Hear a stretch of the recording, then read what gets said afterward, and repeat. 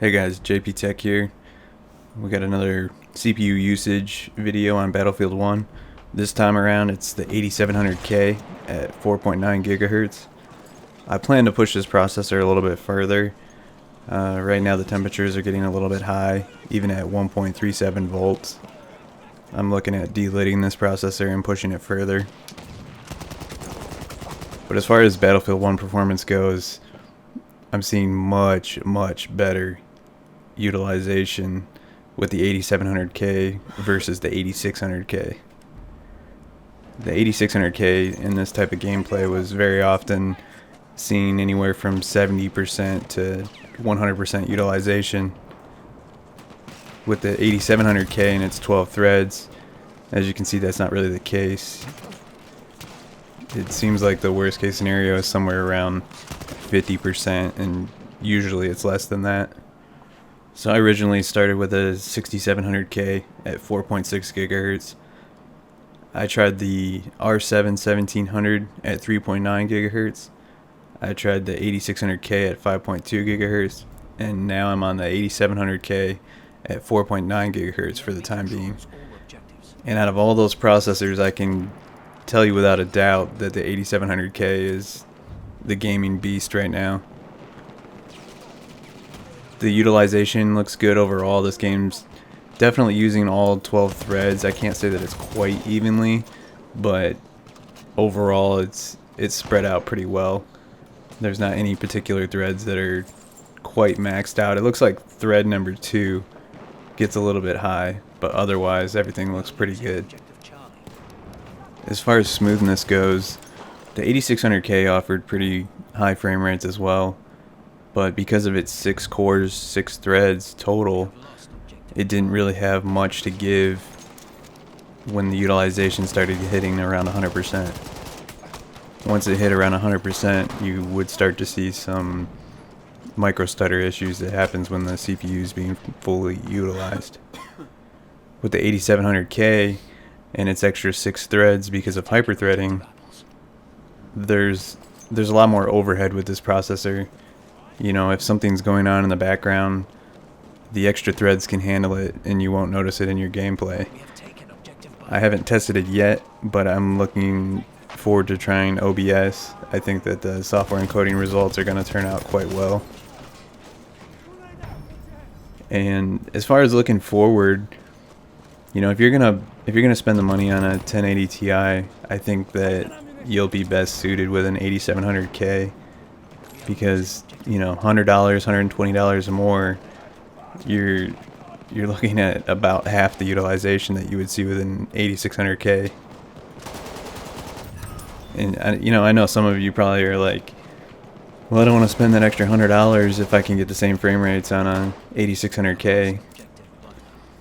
The 8600K may give you very similar or the same frame rates overall, but the experience isn't going to be quite the same, because there's going to be those moments in games, especially multiplayer games, where thread usage is pretty high and you can start potentially seeing that micro stutter. Again though, with the micro stutter, a lot of that comes from targeting a high frame rate with a really good GPU. You know, if you're not trying to get 144 frames per second or around that, your utilization's likely going to be a lot lower with the 8600K, especially if you're doing like 4K gaming and, you know, you're maybe getting anywhere from like 40 to 80 frames per second. The 8600K is absolutely going to deliver on that front. But now if you're trying to do QHD or 1080p high refresh gaming, then that's where you're going to want to consider something like the 8700K. And realistically, I think that, you know, a lot of people could get by with the 8600K. I just have a hard time recommending that processor for somebody that's using the 1080 Ti, or even something similar, maybe like a 1080 or a Vega 64, because it's currently selling for $300. By the time you spend $300 and, you know, your motherboard and your memory and everything, that's quite a bit of money for a CPU that's out of the box going to see extremely high utilization in multiplayer games. And it doesn't mean that the 8600K is a bad processor. It just means that it's expensive and it's not going to give you necessarily much future proofing. Because and another thing with the 8600K that I mentioned in another video is that processor is optimized already. What you're basically seeing out of it performance wise is what you're going to get. So it's not like Ryzen, especially Ryzen 7 with 16 threads. There's a lot of games that just aren't optimized to use all those threads. So I really think that Ryzen 7 processors are something that you're going to continue to see a good gain on those going forward. The only problem with them currently is not all games play nicely with Ryzen. You know, if you're playing the newest titles, you're going to get pretty good results on it, but if you want the best results in all games, Intel's still leading that front. And really, that front is being led by the 8700K.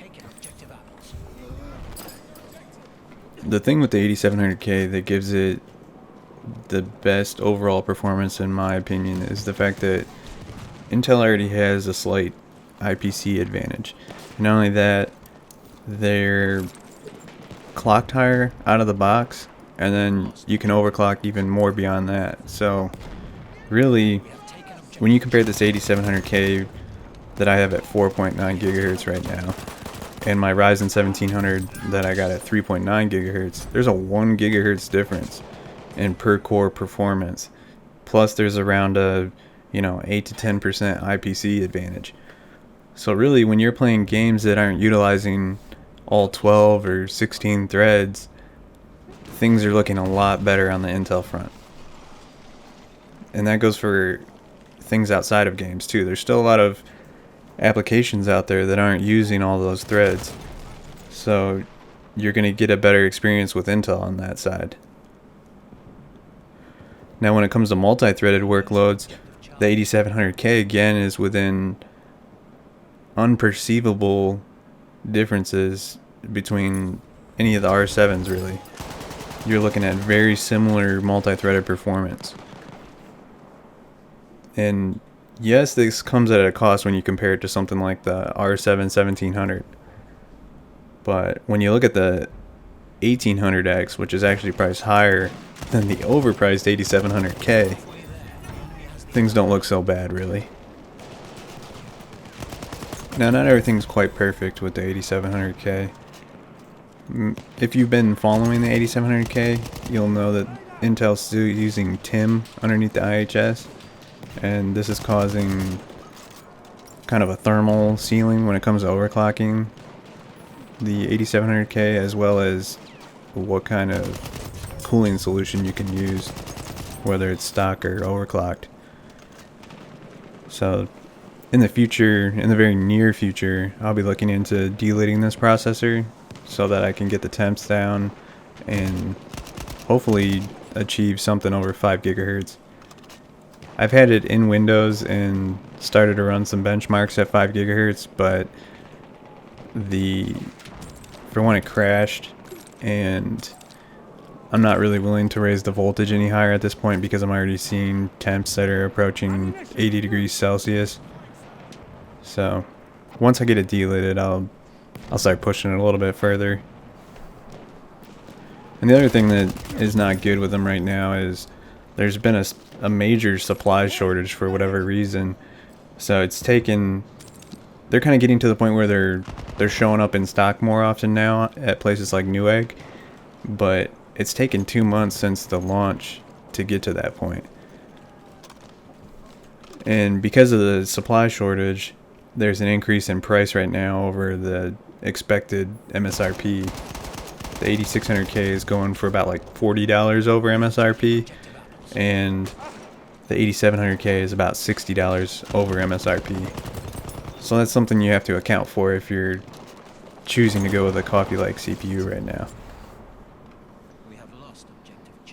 So basically, just to kind of sum up where performance is with these processors right now, I think anybody that's looking to spend around $400 on a video card, $400 or $500, is probably going to be perfectly fine with the 8600K.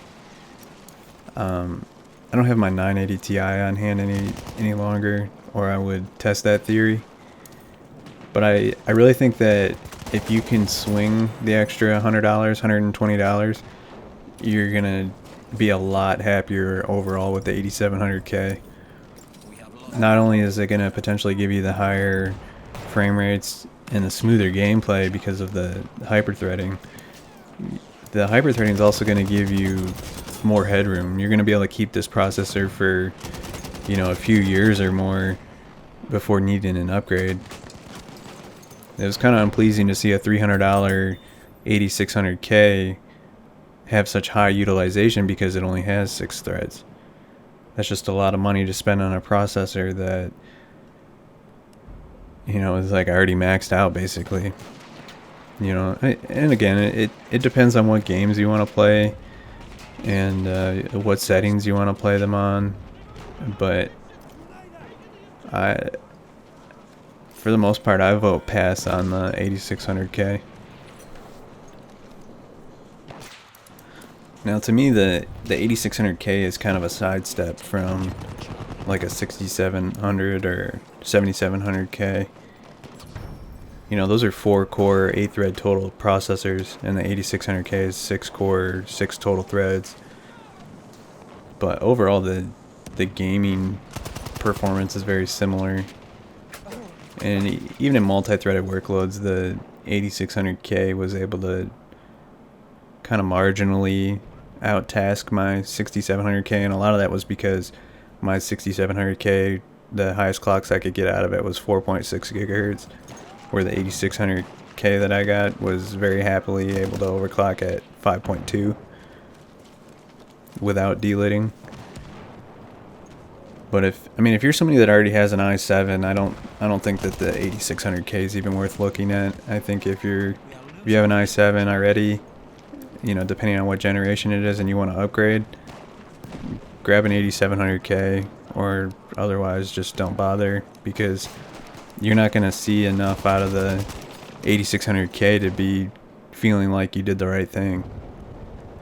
You know, the games that use lower thread counts, the 8600K, like I say, mostly because of its overclocking, will likely walk away from a 67 or 7700K depending on how well of an overclock you got out of them.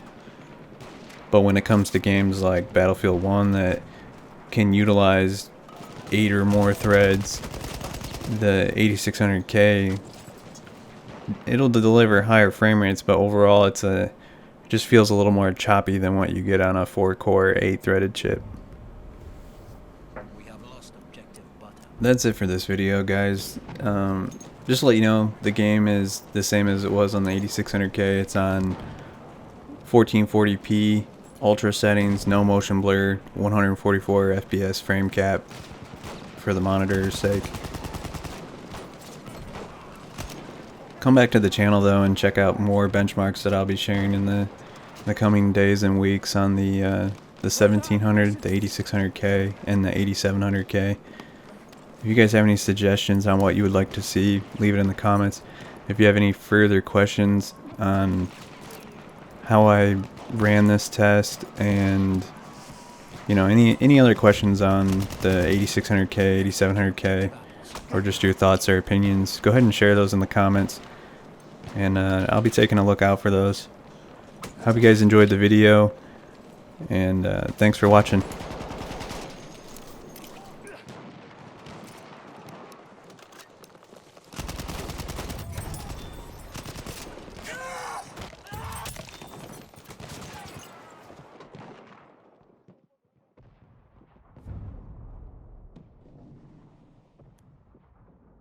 The enemy controls all objectives.